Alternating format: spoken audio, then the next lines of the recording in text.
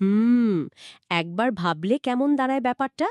মহাবিশ্বের ইতিহাসে সবচেয়ে বড় ব্যাংক ডাকাতিটা কেউ করছে, আর লক্ষ্যটা কি? দেবতাদের সেই চূড়ান্ত সুরক্ষিত সিন্দুক থেকে আক্ষরিক অর্থে অমরত্বের সুধা বা অমৃত চুরি করা। একদম ঠিক। কিন্তু সবচেয়ে বড় চমকটা কোথায় জানেন?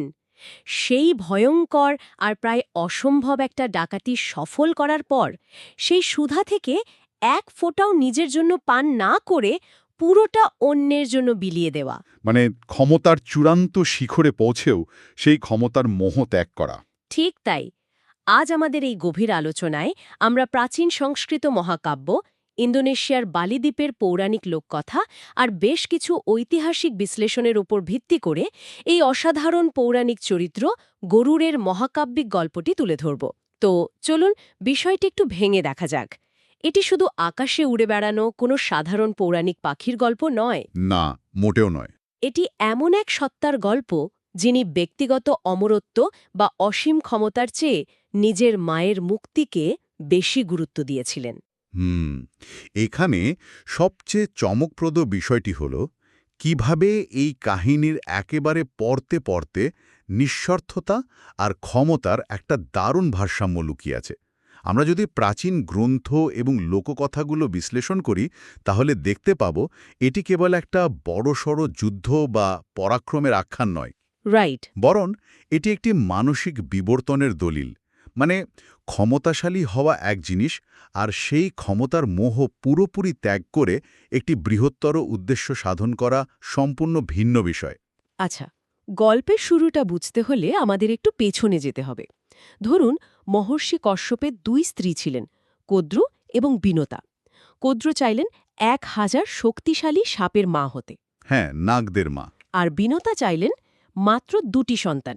কিন্তু শর্ত হল সেই দুটো সন্তান যেন কদ্রুর 1000 সন্তানের চেয়েও বেশি শক্তিশালী হয়। মহর্ষি কশ্যপ তাদের সেই বর দিলেন। এরপরই শুরু হলো এক দীর্ঘ অপেক্ষা।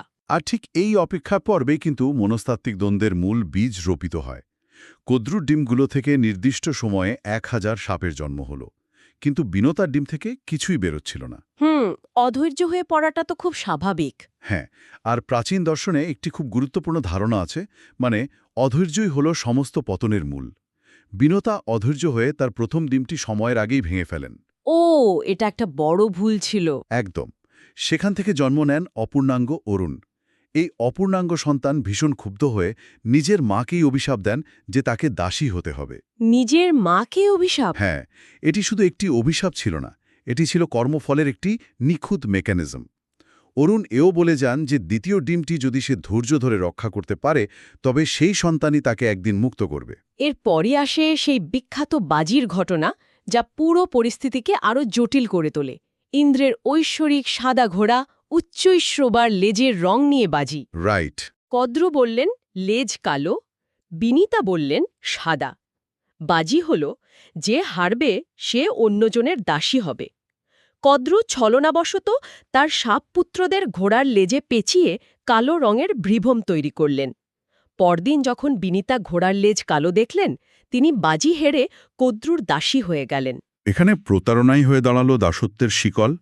আমরা যদি একটু বড় পরিসরে চিন্তা করি, প্রাচীন দর্শনে এই কালো লেজের বিভ্রম আসলে মায়ার প্রতীক। মায়া মানে ইলিউশন? একদম। মায়া বা বিভ্রম কিভাবে মানুষকে জাগতিক দাসত্বের দিকে টেনে নিয়ে যায়, এটি তারই একটা চমৎকার রূপক। আর এই চরম দাসত্বের পরিবেশেই দীর্ঘ 500 বছর পর জন্ম নেন আমাদের গল্পের নায়ক গরুড়। 500 বছর? হ্যাঁ, দ্বিতীয় ডিম থেকে সূর্যতুল্য তেজ নিয়ে তার জন্ম হয়। তার আকার এতটাই বিশাল আর তেজ এতটাই প্রখর ছিল যে খোদ দেবতারাও প্রথমে ঘাবড়ে গিয়েছিলেন। বাপরে! কিন্তু জন্মেই তিনি দেখেন তার মা একজন দাসী, আর কদ্রু ও তার সাপছেলেরা বিনিতাকে সারা দিন অমানবিক খাটুনি খাটায়। আর ঠিক এখানেই আমার একটা বড় খটকা লাগে। মানে একটু থামুন। মায়ের এই কষ্ট দেখে গরুর নাগদের কাছে জানতে চান মাকে মুক্ত করার শর্ত কি। সাপেরা তাকে যে শর্ত দেয় সেটা তো আক্ষরিক অর্থেই অসম্ভব একটা ব্যাপার। তারা বলে দেবতাদের কাছ থেকে অমৃত এনে দিতে হবে। ঠিক, কিন্তু আমার প্রশ্ন হল, গরুর তো একাই সব সাপকে ধ্বংস করতে পারতেন। ধরুন কেউ আমার মাকে জিম্মি করে রেখেছে, আর আমার কাছে যদি একটা বাজুকা থাকে। হা হা, বাজুকা! মানে আমি তো তাদের কথা মতো কোনো অসম্ভব সুইসাইড মিশনে যাব না, তাই না? আমি তো সরাসরি আক্রমণ করব। তিনি কেন এই অযৌক্তিক শর্ত মেনে নিলেন? আপনার এই খটকাটা খুব স্বাভাবিক, আর ঠিক এখানেই গরুর সাধারণ কোনো যোদ্ধা থেকে আলাদা হয়ে যান। তিনি চাইলেই শারীরিক শক্তি প্রয়োগ করে ওই শব্দের মিলে ফেলতে পারতেন, এটা একদম ঠিক। হুম। কিন্তু প্রাচীন ব্যবস্থায় একটি চুক্তি বা সত্যের মূল্য ছিল অসীম। বিনতা নিজে বাজি হেরে দাসত্ব গ্রহণ করেছিলেন। গরুর যদি জোর করে তাকে মুক্ত করতেন, তবে তা হতো স্রেফ ক্ষমতার অপব্যবহার। ও আচ্ছা, মানে সিস্টেম ভাঙা হতো। হ্যাঁ, তিনি ধর্ম বা নৈতিকতার পথ বেছে নিয়েছিলেন। মায়ের দাসত্বের যুক্তিকে সম্মান দেখিয়ে তিনি প্রমাণ করেন যে প্রকৃত শক্তি কেবল ধ্বংসের জন্য নয়, বরং শৃঙ্খলার জন্য। ওয়াও! তিনি এমন একটি উদাহরণ তৈরি করতে চেয়েছিলেন যেখানে শক্তি এবং নৈতিকতার মধ্যে একটা সঠিক ভারসাম্য থাকে। তাই তিনি ঠিক করেন যেভাবেই হোক তিনি ওই অমৃত নিয়ে আসবেন। তার মানে তিনি নিয়মের ভেতরে থেকেই সিস্টেমটাকে চ্যালেঞ্জ করতে চেয়েছিলেন। দারুণ! তো শুরু হলো সেই মহাজাগতিক ব্যাংক ডাকাতি। গরুর বেরিয়ে পড়লেন স্বর্গের দিকে। কিন্তু যাওয়ার পথে তার প্রচণ্ড ক্ষুধা পায়। হুম, এত বড় শরীরের তো প্রচুর শক্তি দরকার। ঠিক। মায়ের উপদেশ অনুযায়ী তিনি একটি নির্দিষ্ট জায়গায় যান, যেখানে একটি বিশাল হাতি এবং একটি কচ্ছপ নিজেদের মধ্যে ক্রমাগত যুদ্ধ করে যাচ্ছিল। গরুর তাদের দুজনকে নিজের নখে গেঁথে সোজা আকাশে উড়ে যান। হ্যাঁ, আর এরপর তিনি যখন একটি বিশাল বটগাছের ডালে বসেন, তখন ডালটি তার ভার সইতে না পেরে ভাঙতে শুরু করে। আরে বাবা, এত বড় পাখি! ঠিক, গরুড় খেয়াল করেন ওই ডালে বালখিল্য ঋষিরা উল্টো হয়ে তপস্যা করছিলেন। ডালটি পড়ে গেলে তাদের তপস্যা ভেঙে যেত। তাই গরুর সেই ভাঙা ডালটি নিজের ঠোঁটে ধরে দীর্ঘক্ষণ উড়ে একটি নিরাপদ জায়গায় ঋষিদের নামিয়ে দেন। এই বালখিল্য ঋষিদের ব্যাপারটা একটু অদ্ভুত, তাই না? আসলে এই ঘটনাটির ভেতরের মেকানিজমটা বোঝা খুব জরুরি। বালখিল্য ঋষিরা ছিলেন আকারে বৃদ্ধাঙ্গুলির সমান। মানে একদম ছোট। হ্যাঁ, কিন্তু তারা ছিলেন অসীম মহাজাগতিক শক্তির বা তপস্যার অধিকারী। ইন্দ্র একবার এই ছোট আকারের ঋষিদের নিয়ে উপহাস করেছিলেন। ওহ, এটা ইন্দ্রের খুব খারাপ স্বভাব। একদম। ফলে ক্ষুব্ধ ঋষিরা এমন এক শক্তির উত্থান ঘটাতে তপস্যা করছিলেন যা ইন্দ্রের সমকক্ষ হতে পারে। গরুড় যখন তাদের রক্ষা করলেন, তখন তিনি কেবল দয়া দেখাননি, তিনি আসলে মহাজাগতিক শক্তির একটি বিশাল উৎসকে নিজের পক্ষে নিয়ে এলেন। আচ্ছা, মানে একটা ব্যাকআপ তৈরি হলো। হ্যাঁ, ঋষিরা তাকে আশীর্বাদ করলেন অজেয় হওয়ার। শক্তি এবং প্রজ্ঞার এই মেলবন্ধনই গরুরকে স্বর্গের বিরুদ্ধে দাঁড়ানোর সাহস জুগিয়েছিল। এরপর গরুর পৌঁছান স্বর্গের মূল ফটকে। ভাবুন, পৃথিবীর সবচেয়ে সুরক্ষিত ব্যাংকের সদর দরজা। সেখানে দেবতাদের পুরো সেনাবাহিনীকে তিনি একাই পরাস্ত করেন। দেবতারা নানা রকম ঐশ্বরিক অস্ত্র ছুঁড়ে মারেন, কিন্তু গরুর ডানার এক ঝটকায় বিশাল ধুলোর ঝড় ওঠে। আর সেই ধুলো দেবতাদের অন্ধ করে দেয়। ঠিক। এরপর গরুর সেই জায়গায় পৌঁছান যেখানে অমৃত রাখা ছিল, কিন্তু সেখানে ছিল ৩টি ভয়ঙ্কর বাধা, ঠিক যেন ব্যাংকের ভল্টের একের পর এক সিকিউরিটি সিস্টেম। লেভেলের পর লেভেল। প্রথমটি ছিল আগুনের এক বিশাল প্রাচীর। এই আগুন শুধু গরম ছিল না, এটি ছিল মহাজাগতিক আগুন যা সবকিছু ভস্ম করে দিতে পারে। গরুর তখন ৯০টি মুখের রূপ ধারণ করে নদীর জল দিয়ে সেই আগুন নেভান। ৯০টি মুখ? এখানে লক্ষ্য করার মতো বিষয় হল এই স্কেল বা মাত্রা। স্বর্গের আগুন নেভানোর জন্য সাধারণ একটু জল যথেষ্ট নয়, তাকে আক্ষরিক অর্থে আস্ত নদী গিলে ফেলতে হয়েছিল। বাপরে! এই ৯০টি মুখ ধারণ করা প্রমাণ করে যে গরুর কেবল অন্ধ পেশী শক্তি ব্যবহার করেননি, তিনি পরিস্থিতির উপর ভিত্তি করে নিজের শারীরিক গঠন পর্যন্ত পরিবর্তন করার বা অ্যাডাপ্ট করার ক্ষমতা রাখতেন। মানে হাইলি ইভলভড একজন যোদ্ধা। আগুনের প্রাচীর পার হওয়ার পর দ্বিতীয় বাধা ছিল একটি তীক্ষ্ণ ঘূর্ণায়মান চক্র, অনেকটা আধুনিক যুগের লেজার গ্রিডের মতো। হ্যাঁ, যা একটু ছুলেই শরীর কেটে দুভাগ হয়ে যাবে। এটা পার হতে তিনি পোকামাকড়ের মতো একদম ছোট রূপ নেন এবং চক্রের ফাঁক দিয়ে গলে যান। আর সব শেষে অমৃতের পাহারাদার বিশাল দুটো মায়াবী সাপ, যারা চোখের দৃষ্টি দিয়েই ভস্ম করে দিতে পারে। গরুর ধুলো দিয়ে তাদের অন্ধ করে দেন এবং বধ করেন। আর অবশেষে অমৃতের কলস তার হাতের মুঠোয় আসে। কিন্তু স্বর্গের রাজাকে তো আর এত সহজে এড়িয়ে যাওয়া যায় না। অমৃত নিয়ে পালানোর সময় ইন্দ্র তার সবচেয়ে শক্তিশালী অস্ত্র বজ্র ছুড়লেন গরুরের দিকে। হ্যাঁ, বজ্র।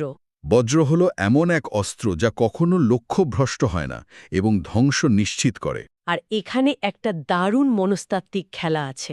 গরুর চাইলেই সেই বজ্র অনায়াসে প্রতিহত করতে পারতেন, কিন্তু তিনি জানতেন বজ্রটি তৈরি হয়েছিল মহর্ষি দধিচির মহান ত্যাগের হার দ্বারা, ঠিক। দধিচির আত্মত্যাগের প্রতীক। তাই সেই ত্যাগের প্রতি সম্মান জানাতে গরুর স্বেচ্ছায় নিজের একটি পালক খসিয়ে দেন। বজ্র কেবল একটি পালক কাটতে পারল। ইন্দ্রের সম্মানও বাঁচল, আবার গরুর কোনো ক্ষতিও হল না। এটি একটি গভীর বার্তা দেয়, মানে পরম ক্ষমতাশালী হয়েও অন্যের ত্যাগের প্রতি সম্মান প্রদর্শন করা, এটি একজন প্রকৃত বীরের লক্ষণ। ইন্দ্র যখন দেখলেন তার সবচেয়ে বড় অস্ত্র কেবল একটি পালক খসাতে পেরেছে, তখন তিনি বুঝতে পারলেন যে এই শক্তি সাধারণ কোনো অসুরের নয়। তিনি তো ঘাবড়েই গিয়েছিলেন। হ্যাঁ, তিনি গরুর কাছে বশ্যতা স্বীকার করেন এবং তার সাথে বন্ধুত্বের প্রস্তাব দেন। আর ঠিক এখানে বিষয়টা সবচেয়ে আকর্ষণীয় হয়ে ওঠে। মানে ইন্দ্রের সাথে চুক্তির পর ফেরার পথে স্বয়ং ভগবান বিষ্ণুর সাথে গরুর দেখা হয়। গরুর হাতে তখন অমৃতের কলস। রাইট। তিনি চাইলে তো ওই মুহূর্তে এক চুমুক খেয়ে নিজে অমর হয়ে যেতে পারতেন, তার আর কোনো দেবতার অধীনস্থ থাকার প্রয়োজনই হতো না। কিন্তু তিনি এক ফোঁটাও পান করেননি। কেন? কারণ এটি ছিল ইতিহাসের সবচেয়ে বড় পাওয়ার মুভ বা ক্ষমতার প্রদর্শনী। পাওয়ার মুভ কিভাবে? দেখুন, দেবতারা অমৃত পান করে অমর হয়েছিলেন, অর্থাৎ অমরত্বের জন্য তাদের একটি বস্তুর ওপর নির্ভর করতে হয়েছিল।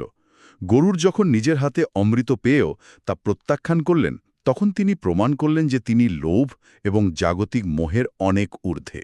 ও, মানে তিনি ওই বস্তুর ওপর নির্ভরশীল নন। একদম, তিনি দেবতাদের চেয়েও শ্রেষ্ঠ। বিষ্ণু এই চরম নিঃস্বার্থতায় মুগ্ধ হয়েই গরুরকে অমৃত পান না করেই অমরত্ব দান করেন। এটি মহাবিশ্বের ইতিহাসে এক বিরল ঘটনা, যেখানে কেউ অমৃত না খেয়েও অমর হয়। সত্যিই তাই। আর বিনিময় গরুর স্বেচ্ছায় বিষ্ণুর বাহন বা বাহক হওয়ার সম্মান চেয়ে নেন। চরম ক্ষমতা অর্জন করার পরও স্বেচ্ছায় সেবকের ভূমিকা গ্রহণ করা, এটাই গরুরের চরিত্রের সবচেয়ে বড় জয়। অসাধারণ একটা ব্যাপার। এর পরের ঘটনাটাও কিন্তু দারুণ কৌশলগত। গরুর অমৃত নিয়ে সাপদের কাছে যান এবং অমৃতের কলস তীক্ষ্ণ ধারালো কুশা ঘাসের ওপর রাখেন। তিনি সাপদের বলেন, এই নাও তোমাদের অমৃত, এখন আমার মাকে মুক্ত করো। সাপেরা চুক্তি অনুযায়ী বিনিতাকে দাসত্ব থেকে মুক্ত করে দেয়। কিন্তু সাপেরা যখনই আনন্দে অমৃত পান করতে যাবে, ঠিক তখনই গরুর তাদের বলেন, আরে দাঁড়াও, এটা তো ঐশ্বরিক জিনিস, তোমাদের আগে স্নান করে শুদ্ধ হয়ে আসা উচিত। আর এই ছোট্ট সুযোগটা ইন্দ্র কাজে লাগান। একদম। সাপেরা যেই না স্নান করতে গেছে, ইন্দ্র এসে অমৃতের কলস নিয়ে সোজা স্বর্গে পালিয়ে যান। বেচারা সাপেরা। স্নান শেষে সাপেরা এসে দেখে অমৃত নেই। তারা লোভে পড়ে ওই ধারালো কুশা ঘাস চাটতে যায়, যেখানে অমৃত রাখা ছিল। কিন্তু এখানে একটা চমৎকার বৈজ্ঞানিক বা মেকানিক্যাল ব্যাপার আছে। কেমন? প্রাচীন শাস্ত্রে কুশা ঘাসকে আধ্যাত্মিক শক্তির সুপরিবাহী বা কন্ডাক্টর হিসেবে ধরা হয়। অমৃতের মহাজাগতিক রেডিয়েশন বা তেজ কুশা ঘাসের ধারালো প্রান্তগুলোকে আক্ষরিক অর্থেই প্লাজমা ব্লেডের মতো তীক্ষ্ণ করে তুলেছিল। মাই গড, প্লাজমা ব্লেড! হ্যাঁ, অনেকটা সেরকমই। ফলে সাপেরা যখনই তা চাটতে গেল, সেই ঐশ্বরিক তেজে তাদের জিহ্বা মাঝখান থেকে দ্বিখণ্ডিত হয়ে গেল। ওহ, এই জন্যেই সাপদের জিভ চারা হয়। ঠিক তাই।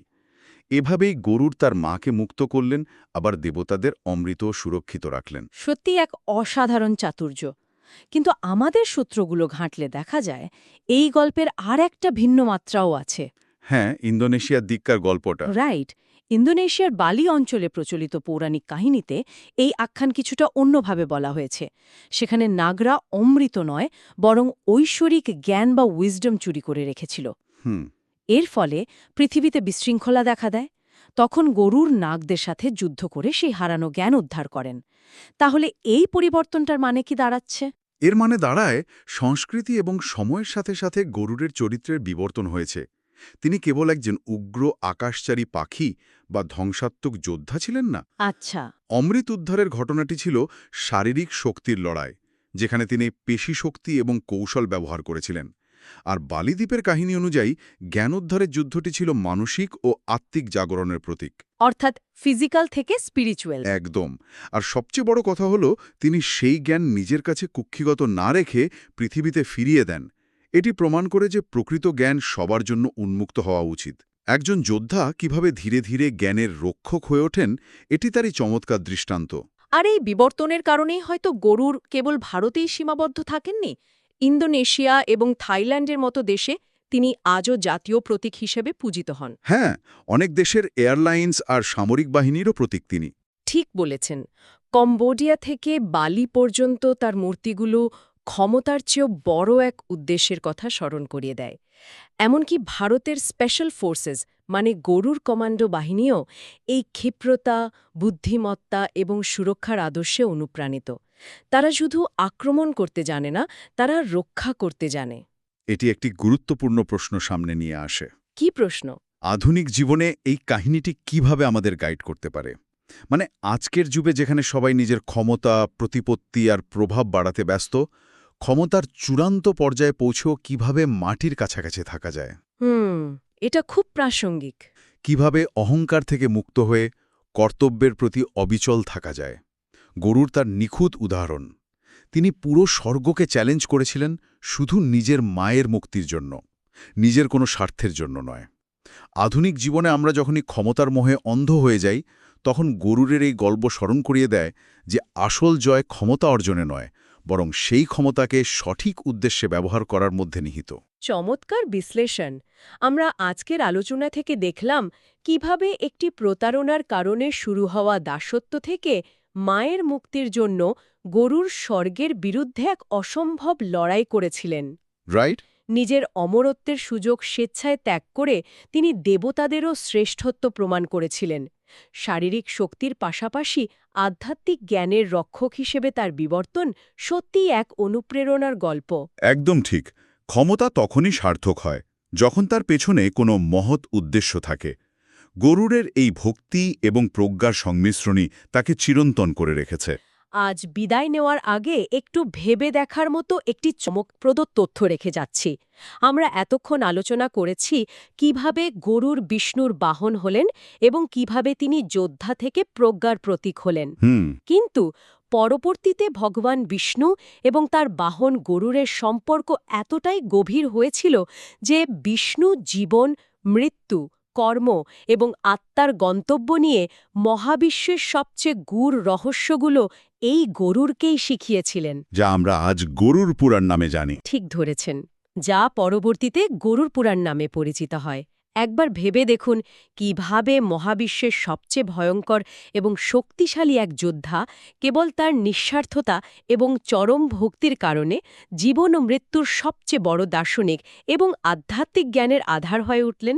সত্যি অভাবনীয়। একজন ধ্বংসকারী যোদ্ধা কিভাবে সর্বশ্রেষ্ঠ দার্শনিকে পরিণত হতে পারে, এটি তারই এক অবিস্মরণীয় উদাহরণ। এখানেই আমাদের আজকের এই গভীর আলোচনার সমাপ্তি টানছি। ভালো থাকবেন।